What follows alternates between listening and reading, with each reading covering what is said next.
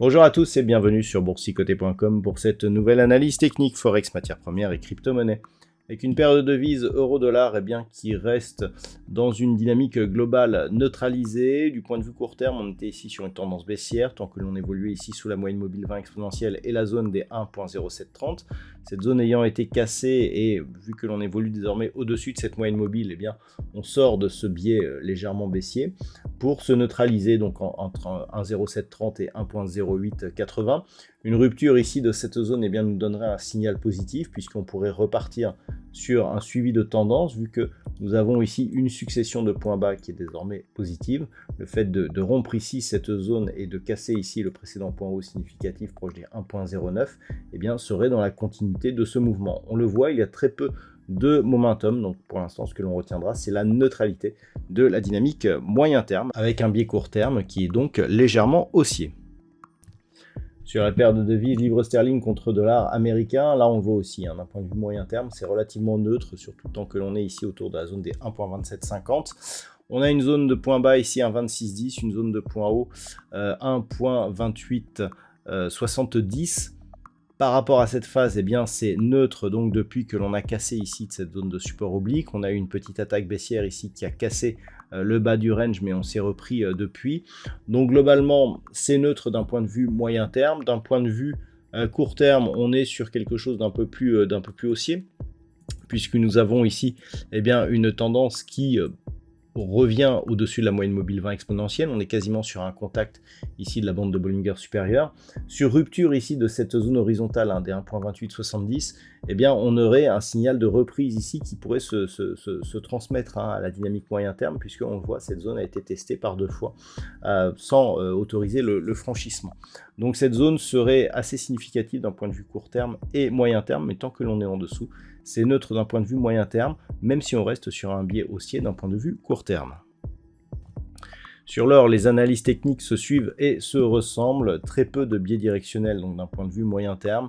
C'est légèrement haussier d'un point de vue court terme, mais globalement, tant que l'on est entre 2285 et 2420 dollars long, c'est bien impossible de donner un biais directionnel préférentiel d'un point de vue court terme. Du point de vue moyen terme, le fait que l'on ait ici une belle hausse suivie d'une absence de phase de consolidation nous indique que nous sommes toujours dans une tendance haussière, mais qui pourrait être réactivée par la cassure ici de la zone des 2420 dollars l'once. Sur le WTI, en cas de franchissement ici de la zone des 80,50, on avait comme objectif un retour possible ici sur la zone des 84 dollars le baril. Vous voyez que cette zone est vraiment une zone de résistance puisque ça fait 3 jours consécutifs bien que l'on vient buter sur cette zone. Toutefois, à force de venir buter sur celle-ci, on va l'affaiblir et on risque d'assister à un franchissement. Donc globalement, vu l'état actuel de la dynamique court terme, tant que l'on est au-dessus de cette moyenne mobile 20 exponentielle, on peut s'attendre à une cassure et donc à une poursuite du mouvement en direction ici des 88 dollars le baril, ce qui aurait pour effet de relancer la dynamique moyen terme, puisque c'est pour l'instant cette zone de point haut qui fait office de zone, je dirais, à casser pour valider la poursuite de cette dynamique. Donc on est en train de travailler dessus.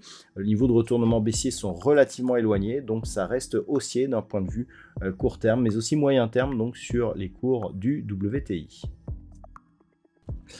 Par contre, au niveau du Bitcoin, il semblerait que l'on assiste à un signal baissier. Je vous indiquais il y a 2 jours que nous avions ici un rebond technique qui était venu chercher la moyenne mobile 20 exponentielle et puis on avait cette petite bougie ici d'hésitation. Si on revenait sur la zone des 61 000, 60 000, c'était un signal qui était fortement baissier. C'est confirmé aujourd'hui puisque l'on casse ici cette zone de point bas. On revient chercher ici une zone intermédiaire à 57 000 dollars pour un Bitcoin. Vu la dynamique, on peut s'attendre à une poursuite du mouvement avec comme objectif un retour possible ici sur la zone des 52 500 dollars pour un Bitcoin. Attention, une rupture de cette zone des 57 000 ici serait un signal très important d'un point de vue moyen terme et assez négatif, puisqu'il pourrait accélérer ici un mouvement court terme, mais surtout donner un signal de retournement d'un mouvement moyen terme, puisque nous étions ici sur une phase de hausse, temporisation ici horizontale. Si on sort du range par le bas, et bien clairement c'est un signal de retournement, donc c'est vraiment à surveiller. Pour l'instant, on est ici sur ce support des 57 000 dollars pour un Bitcoin. Voilà donc ce que l'on peut dire sur l'analyse technique de ces principaux actifs. Je vous souhaite de passer une très bonne soirée. On se retrouve dès demain pour d'autres analyses techniques, toujours sur le site boursicoté.com.